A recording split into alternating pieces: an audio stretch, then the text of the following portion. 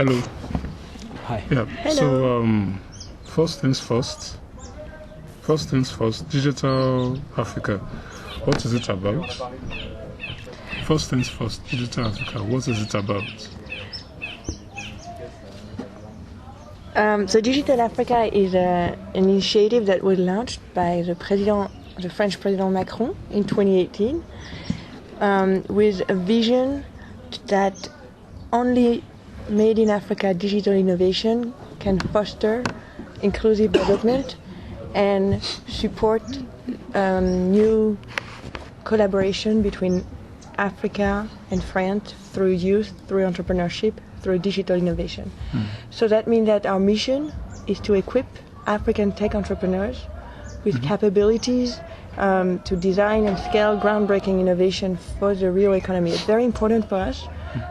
We want to look at innovation technology brought to immediate impact and job creation, literacies, sustainable development, women's inclusion, and so on. So basically we are an organization with two aspects, an initiative with two aspects. One is the financial aspect.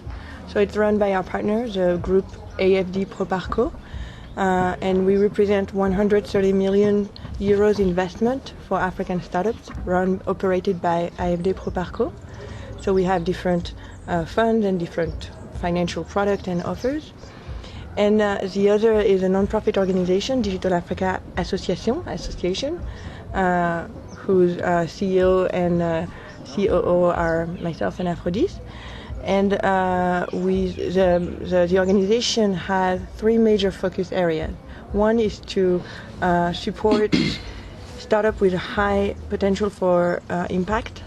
So digitally enabled startup with a high potential for impact. So looking at capacity building, technical assistance, incubation, etc. The other is to source global finance to give more capabilities to entrepreneurs to scale up.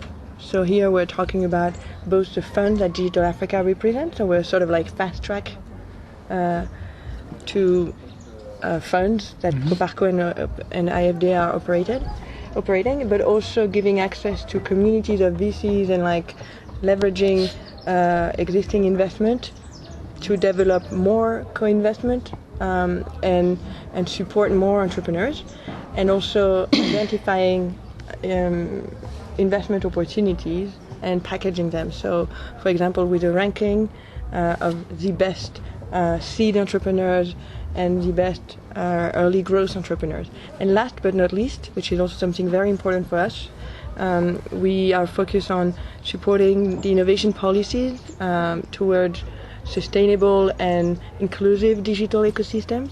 So looking at data policies, how can we support building data framework or digital innovation and entrepreneurial framework, such as supporting Startup Act, supporting technical assistance on e-commerce and data markets with a strong European standpoint of view. So long story short, but so Digital Africa, we are an organization. We want to support the entrepreneur, the digital entrepreneur in Africa, in all the moment of its journey, and we want to really leave him with total support system from very early stage to early growth, and say, okay, it's going to be entrepreneurial journeys are always very, they're not linear. I think both Aphrodice and I can testify of that. So we want to make sure that there's a support system at each point of this journey. I don't know, Aphrodice, you want to... Okay. So basically put, Digital Africa would also assist African solutions emerge by providing about 130 million euros, right? If I'm right? Yeah. So in funding, 130 million euros in funding. So how would these funds be disbursed? How would they be disbursed? Do elaborate on it. How would they be disbursed? How would they be disbursed? Oh, you mean delivered? Yes, delivered, yes. Delivered, yes.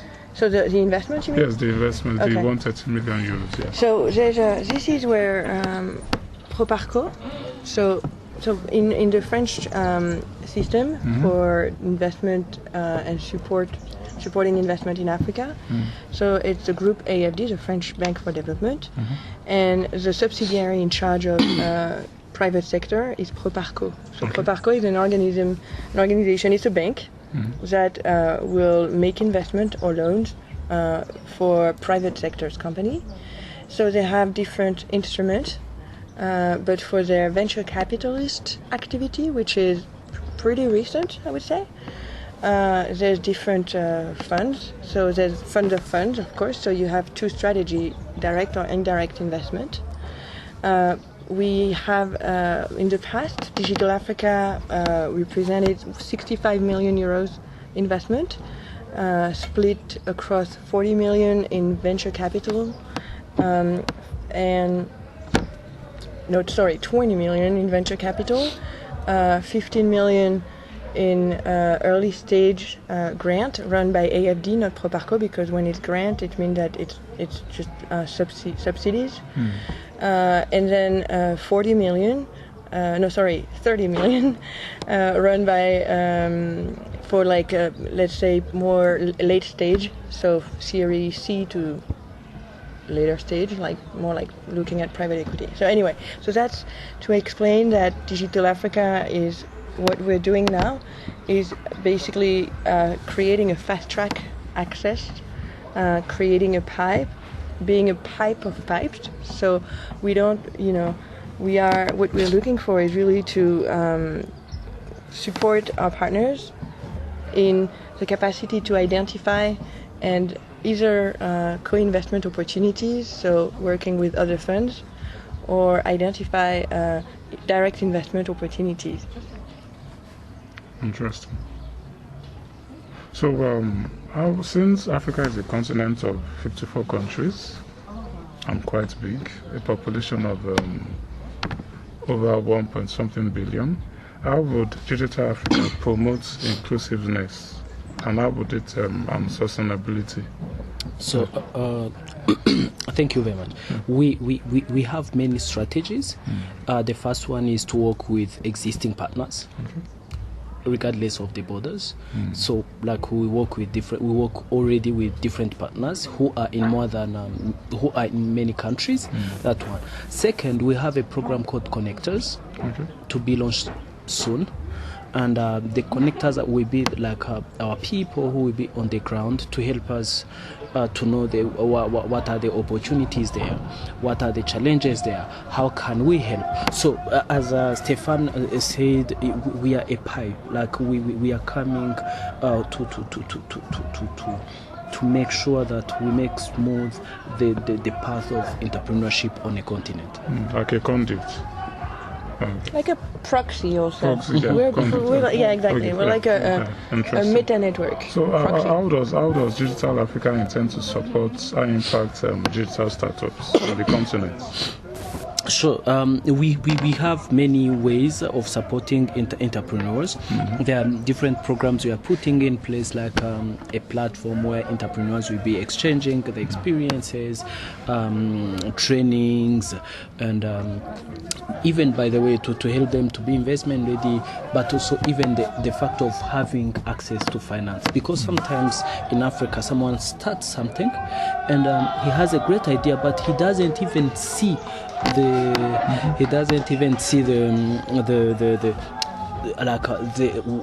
end of the tunnel. But the fact of having entrepreneur, or the fact of having this to say, I can access the fund at the end, it's something really important. Going back to what Stephan said, the millions of euros, and going back to what you said about the funds, people listening and people reading would want to know and would want some clarification. Where does the funding and the sourcing of the finance come from? So where does funding come from? Yes. So So for the Digital Africa investment capacities, it's French public funding, French public money, basically. And then when it comes to developing but when you talk about co-investment, obviously some funding are coming from other parts of the world and coming from also including African VCs and African investors. So we are very committed to not only give access to French public funding or European funding, but also to source finance in Africa and internationally, because we believe that it is key to grow the level of investment in Africa in general. We know that in 2019 there were above $2 billion invested in Africa for African startups, which is a very important milestone, but it's still not enough when you consider that, as you said earlier, there's 54 countries, and the level of and the ecosystems are blooming. However, we are also looking at how the COVID. And plus the COVID situation probably create. Also generate other opportunities for digitally enabled startups, because we know that in a cashless society we do need to digitize and accelerate digitization of solutions. So in mind, for example, we've created a fund called Bridge Fund by Digital Africa. So that illustrates what I've just said about the co-investment and using French public money, but also to support other investment and other investors. So Bridge is a financial operation that supports a startup between two rounds, basically. And so we saw that with the COVID situation, the investment market was contracting. So we wanted to tell both the startup and the investors, listen guys, we can support both of you. We want to support the startup because of COVID, she might need more time to reach her KPIs and actually get the funding that she was hoping to have. And the investor, because of the slowdown of the economy, the investor has to put more money on some specific startup portfolio, and he cannot do other investment anymore. So in terms of public policy, what we want to do is to say, okay, we are international public policy is to say, okay, we are supporting. We know that this is a delicate situation to go through. We also trust that because it's digitally enabled solutions, the growth will come. So we are supporting both the startup and the investors, so that the investor can continue expanding its portfolio and doing other investment and continue sustaining the whole ecosystem. So that tells something about our philosophy and vision, because basically we want to make sure that whatever we do, whatever investment, whatever program, whatever connection we create, it serves the whole ecosystem and not just one particular area. Interesting. I was going to go to the Bridge Fund initiative, but you've covered it. Sorry. But you've covered it. What other initiatives are there? What other initiatives, African initiatives, are there? Yes, you want to? Okay. So we've launched Africa Next with several partners, including BPI France, which is a French public bank for investment. And African VCs such as Afriquinvest, Sawari Ventures, and a bunch of accelerators. So basically, Africa Next is with the same mindset. So basically, Africa Next is a community of VCs who meets every 3 months, every quarter, to present their best portfolio companies to investment. It's a free service. It's an online service that we organize. We ask accelerators or local VCs to who has some investment opportunities in their portfolio to pitch in front of others, VC and investors. And what's interesting about Africa Next is that it's an organization that is based on co-optation, which means that we don't bring new members in the community if the whole community doesn't approve. So we really want to be open and decentralized, meaning that we believe that it's by choosing each other collectively that we will grow the market for startups and the investment for startups in Africa, and we know that this will support the emergence and the promotion of these next champions. So Africa Next is about supporting those next champions. Interesting. Over to you, Aphrodice. What brings Digital Africa to Rwanda? And with your wealth of experience in the ecosystem, what do you envision? So, Digital Africa has been there. It's just coming to reinforce the presence. So the reason we are opening soon in Rwanda to be able to continue to be to have more impact that we are having already, but to increase the impact we are having. So the fact of having some offices in Africa, having the connectors, having the people representing us, will be helping us to communicate the opportunities we have. It can be an investment, it can be a training, it can be a scholarship, it can be anything that can. One of the things we have to do is to make sure that we are helping entrepreneurs, we are helping an investor, we are helping the whole ecosystem. So this is the reason why we are having some offices in Africa. We are having people. This is the reason why also we are having African partners who are on the ground to help us to make sure that our impact is really we have a real impact. Interesting. Can I add something? So we just to say, as Aphrodice pointed out, we have a team in Dakar, and we also have teams in Johannesburg. Okay. But for us, Rwanda is very much a hub. Because we want to address both Francophone and Anglophone world. I mean, we are French led, or let's say we were, initially launched by a French president, but however, we are very much dedicated to addressing the whole continent. So yeah, that's also why we are looking very much closely at Rwanda and intensifying our partnerships locally with a Rwandan organization and Pan-African organization, for example, Smart Africa. Okay. Final question. What next for Digital Africa on the African continent? You start. Okay.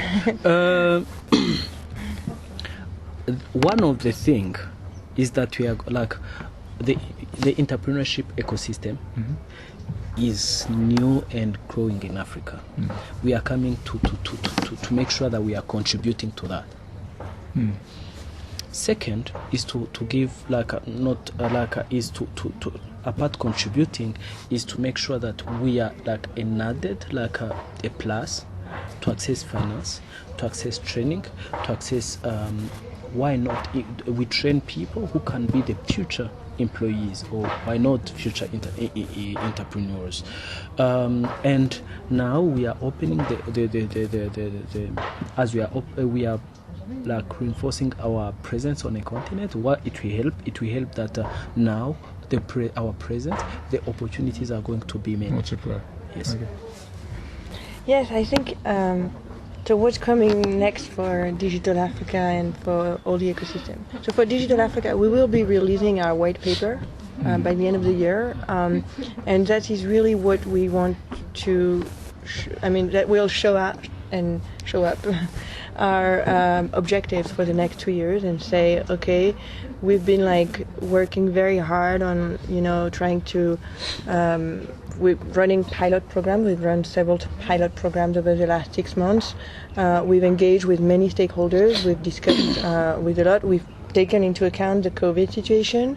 So what's next? So bear with us. Read our new white paper by the end of the year, and really, it's a way for us to say transparently and publicly, this is what we want to achieve. Who's with us? Who wants to join us? And how can we also, with this effort, join your efforts? We want to convene and convey, these very practical objectives and tangible outcomes. So what are they? We want to be able to train thousands of youth to digital jobs for the startup and economy. I mean, such as product manager, Java developer, any job that contribute to, supporting startup in their growth and scaling up effort. We want to support 100,000 of entrepreneurs over the next years in their training, in their skills training, whether digital skills or entrepreneurial training.